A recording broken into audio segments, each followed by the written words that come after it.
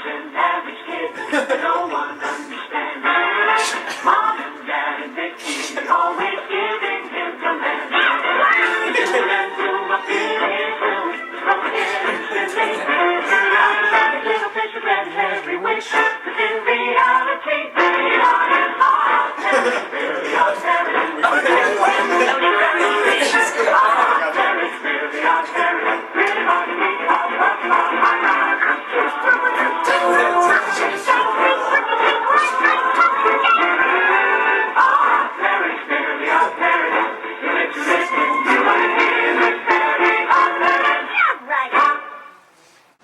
Tip, we're your fairy godparents, and we'll grant your chemical wish. Oh boy, I don't even know where to start. How about you think of your 4 favorite chemical experiments and we'll show you how they work. Well, I'm not too familiar with chemical reactions. How are they formed? Well, first we need to take a look at the periodic table. The periodic table is split up into different sections. Each section has different characteristics such as being a metal and a non-metal. Or whatever is positively charged and negatively charged. They are called anions and cations. That sounds pretty easy. Is that all? Actually, no, these different elements combine to form different compounds. Normally, cations react with anions, but sometimes anions react with anions and cations with cations. These are called polyatomic ions, things such as nitrate, sulfate, and ammonium. How do these different compounds look? Well, when writing compounds, you look at their charges combined with the base on that. Usually, cation symbol will come before the anion symbol. The amounts of each element will be based on their charges and their ratios that they show. Is it the same for polyatomic ions? Yes, it is the same compounds, just with an anion, a negative charge, and a polyatomic. Now that I know how to write them, how do I say them? The number of the elements or ions tells you how to say them based on different prefixes. For example, when 2 anions combine with like carbon and oxygen to form CO2, and this is said to be carbon dioxide, Di from the oxide, alright. meaning that there's only 1 carbon and 2 oxygen.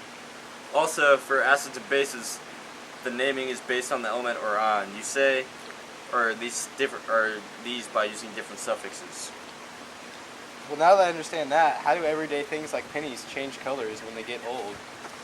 When the copper in the penny is exposed to oxygen, the penny starts to turn green color because it formed together with copper oxide. Can you show me how? Copper.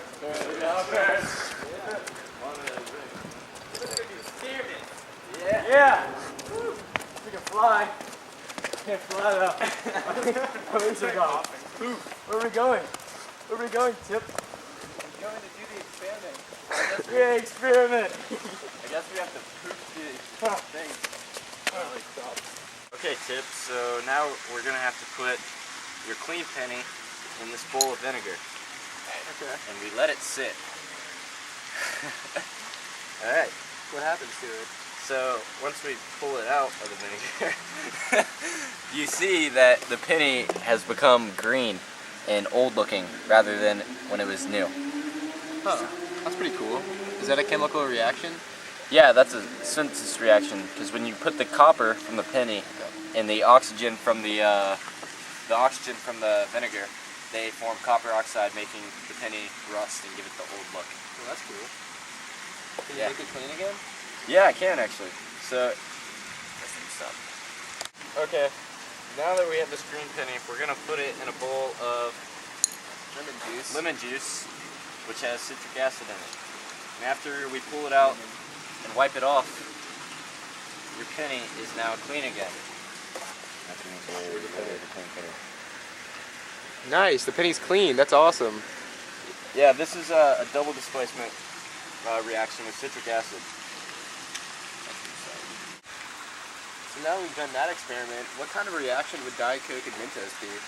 Well, the structure of the Mentos speeds up the release of carbon dioxide when it's dropped in the Diet Coke. And when the carbon dioxide tries to escape the closed container, it builds up pressure until that pressure is released. You can do this by throwing the closed container on the ground top first, opening the container, and exploding everywhere. Do it. Dude, you guys are about to get coked up. Ready? Go. Go.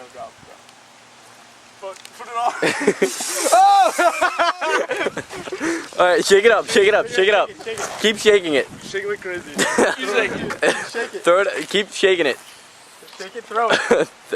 Throw it on the ground top first. Hey, you gotta aim it in a way that is not.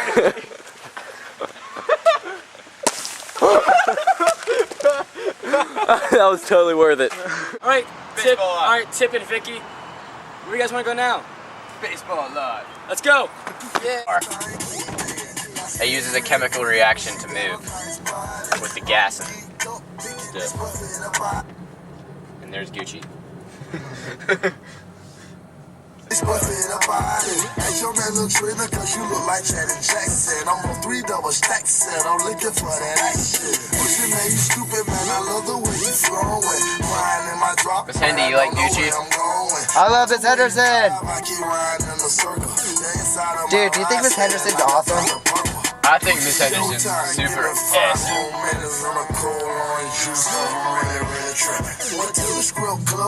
You know what I really love? Chemistry, even though I took it last year.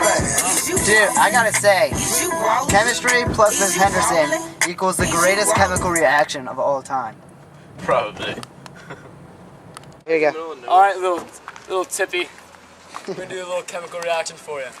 See? All right, ready? Carbon.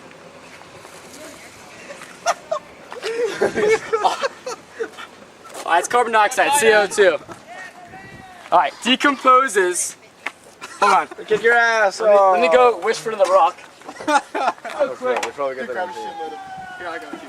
All right, so CO2 decomposes into carbon